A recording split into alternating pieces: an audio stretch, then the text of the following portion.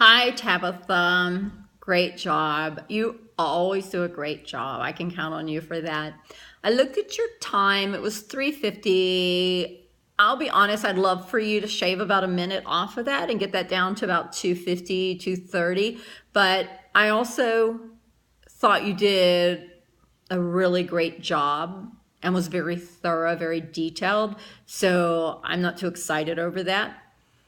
You really gave a lot of great information as far as you talked about 4 times a year, that you actually have these instructional rounds, I think you called them, and that there's a host teacher and the host teacher plans the strategy, and then the other 4 teachers come in and actually serve as observers, and they then give you what you called warm and cool. I thought was so cute. Warm feedback, which is what they saw and what they heard, and then cool feedback. It's more like a coaching model, like questions, like, "Why I wonder if you did this, what would happen?" and blah blah blah. So the cool seemed much more reflective, like you were actually kind of serving as a coach and trying to get them to think about things that were observed. And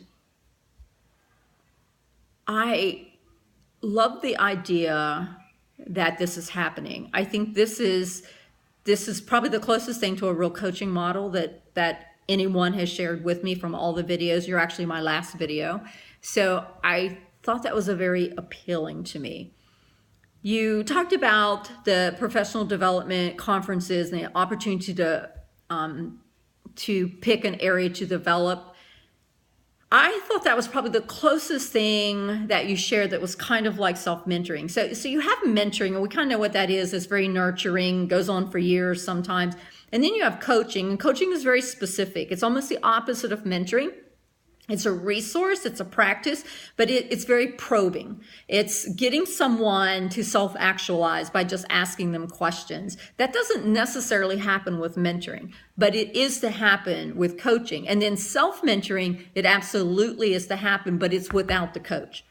So if you start thinking in terms like that you understand the difference in these 3 practices, that really is the focus of this video. I want to make sure that if you're a principal, you understand the resources available to you and can reach out and put those in place to help your beginning teachers or teachers that are struggling.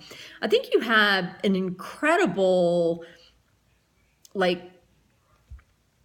opportunity to really observe a great program. It sounds from everything that you described to me that it really is phenomenal. So back to when I was talking about self-mentoring, I think that when you're talking about your professional development conferences where they actually create their goals or expectations is what we call them in self-mentoring, and then they go in and they tell you how they're going to what strategies they're going to put in place, then self-mentoring advocates in that literally there is data to support that if it occurred the way you thought it was going to, and then what you did with that data in order to alter it and collect more data until you actually had the result that you wanted. I think that's a little different than a PDD plan. So I want to make sure that when you're thinking of the professional development, the PDP conferences that you do with administrators, that you do understand that there is a very prescriptive process to self-mentoring. And I only explain this because I think it's the newest area. And of course, it's something I'm very passionate about. So I want to make sure people understand it and that it is implemented and used in the process that it was intended. But I think that self-mentoring actually provides additional layers to that I have not seen in professional development plans. I've not seen those PDPs really contain those extra levels that self-mentoring has. They seem to be 1 or 2 levels, but not all 4.